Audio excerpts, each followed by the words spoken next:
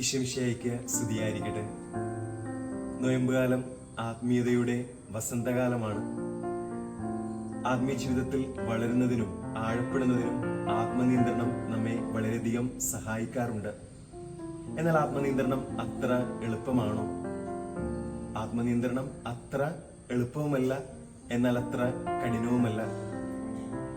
നോയമ്പുകാലം നമ്മെ ക്ഷണിക്കുക മരുഭൂമിയിലെ ഈശോയുടെ 40 ദിവസത്തെ പരീക്ഷയെ ധ്യാനിക്കാനാണ്. ഈ പരീക്ഷകളെ ഈശോ അതിജീവിക്കുക തന്റെ കഴിവിൽ ആശ്രയിച്ചുകൊണ്ടായിരുന്നില്ല, മറിച്ച് പിതാവുമായിട്ടുള്ള തന്റെ ആത്മബന്ധത്തെ ആശ്രയിച്ചുകൊണ്ടായിരുന്നു ഈശോ ഈ പരീക്ഷകളൊക്കെ അതിജീവിച്ചത്. എന്നാൽ ഗെത്സമനിൽ ഈശോയോടൊപ്പം ഉണർന്നിരിക്കാൻ കഴിയാതെ പോകുന്ന ശിഷ്യന്മാരും ജീവൻ വെടിഞ്ഞു പോലും ഈശോയെ സംരക്ഷിക്കുമെന്ന് വാഗ്ദാനം ചെയ്യുന്ന പത്രോസുമൊക്കെ പരാജയപ്പെട്ടു പോകുന്നത് തങ്ങളുടെ തന്നെ കഴിവിൽ ആശ്രയിക്കുന്നതുകൊണ്ടാണ്. നോയമ്പുകാലം നമ്മെ ക്ഷണിക്കുക ഈശോയുടെ കൃപയിൽ ആശ്രയിക്കാനാണ്.